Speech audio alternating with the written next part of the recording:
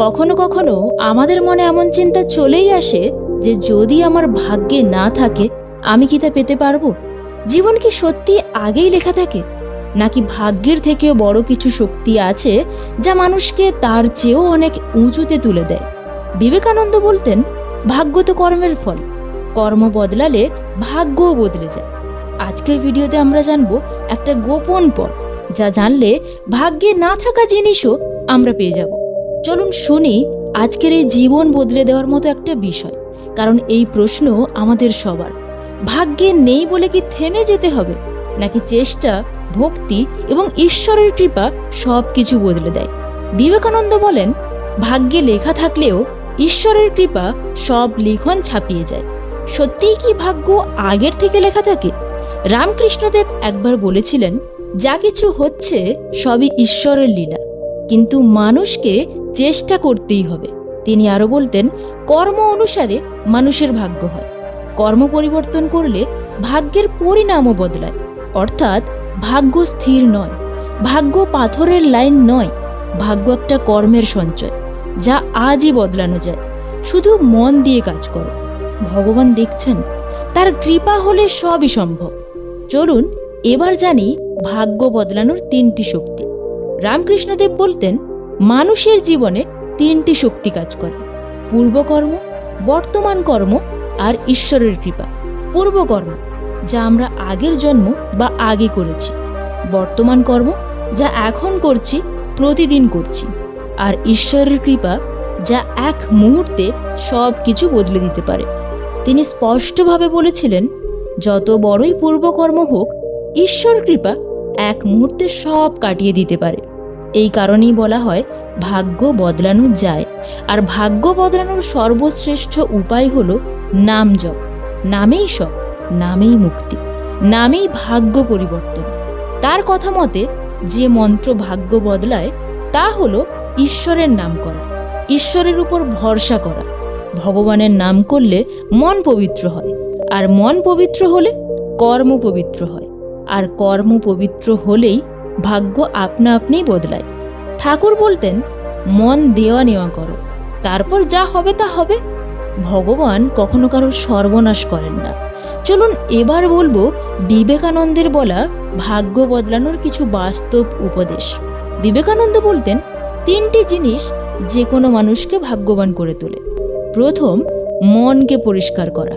তিনি বলতেন, মন যেন পুকুরের মতো, জল পরিষ্কার হলে নিজের মুখ দেখা যায়, আর মন শান্ত হলে তখনই সিদ্ধান্ত সঠিক হয়, কর্ম ঠিক হয়। দ্বিতীয় হলো অভিযোগ না করা। তিনি বলতেন, অভিযোগ করলে মন অন্ধকার হয়, তখন আর ভগবানের কৃপা আসে না।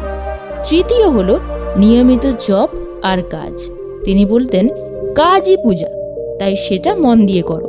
কাজ করলে পথ নিজেই খুলে যায়।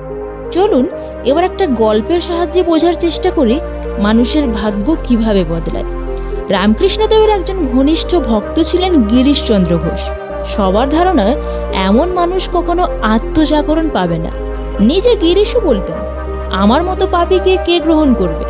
কিন্তু ঠাকুর বললেন, তোমার সব আমায় দিয়ে দাও। এক মুহূর্তের কৃপায় তার জীবন বদলে গেল। গিরিশ পরবর্তীতে বলেছিলেন, আমি ভাগ্য লিখিনি, লিখিয়েছি কৃপায়। এটাই প্রমাণ, মানুষের ভাগ্য রূপান্তর অসম্ভব নয়। এবার জানবো সেই কথা যেটা আমাদের সকলের মনের প্রশ্ন। সেটা হলো, কোন মন্ত্র জপ করলে ভাগ্যে না থাকা জিনিসও ফিরে আসে বা পাওয়া যায়? প্রথমত, ভগবানে আত্মসমর্পণ।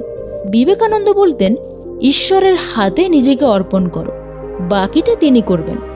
দ্বিতীয়, প্রতিদিন 10 থেকে 15 মিনিট জপ। মন চেতনা ধরে, এতে কর্ম শক্তিশালী হয়। তিনি বলতেন, মন যেখানে, কর্ম সেখানে, আর কর্ম যেখানে, ফলও সেখানে। তৃতীয়ত, সত্যিকারের চেষ্টা। বিবেকানন্দ বলতেন, ভগবান সাহায্য করেন তাকে যে সত্যিকারের চেষ্টা করে। চতুর্থ, পবিত্র সঙ্গ। সৎ চিন্তা, সৎ কথা দেহ, মন, ইচ্ছা সব বদলে দেয়। পঞ্চম, অভ্যাস পরিবর্তন। একটা অভ্যাস বদলালেই ভাগ্য বদলে যায়। তিনি বলতেন, হ্যাবিটস বিকাম ডেস্টিনি। লোকে বলে ভাগ্যে নেই, এসব মন গড়া কথা। সত্য হলো কর্ম আর কৃপা মানুষের সব কিছু পাল্টে দেয়। বিবেকানন্দের অমূল্য উপদেশ, ভাগ্যকে ভয় করো না, মন খারাপ করো না, যা তোমার তা তোমার কাছেই আসবে। তিনি আরও বলতেন, ভাগ্যকে যে বদলায় সে তো তুমি নিজেই। তাহলে এবার প্রশ্ন, ভাগ্যে না থাকা জিনিসটা পাবো কিভাবে? প্রথমত, মনকে পরিষ্কার করো, ভগবানের নাম করো, অন্তরে পবিত্রতা আনো, জপ করো। ভগবানের স্মরণে মন শক্তি পায়।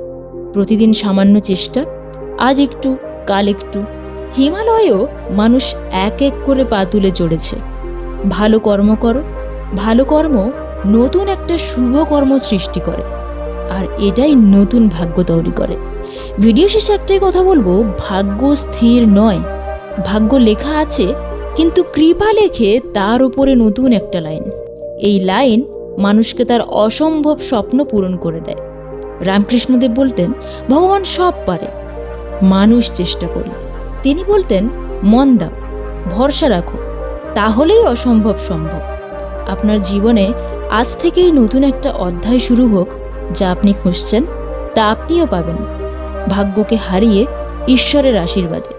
ভিডিওটি ভালো লাগলে অবশ্যই বন্ধুদের সাথে শেয়ার করে দেবেন এবং একটা লাইক করে চ্যানেলটিকে সাবস্ক্রাইব করে দেবেন।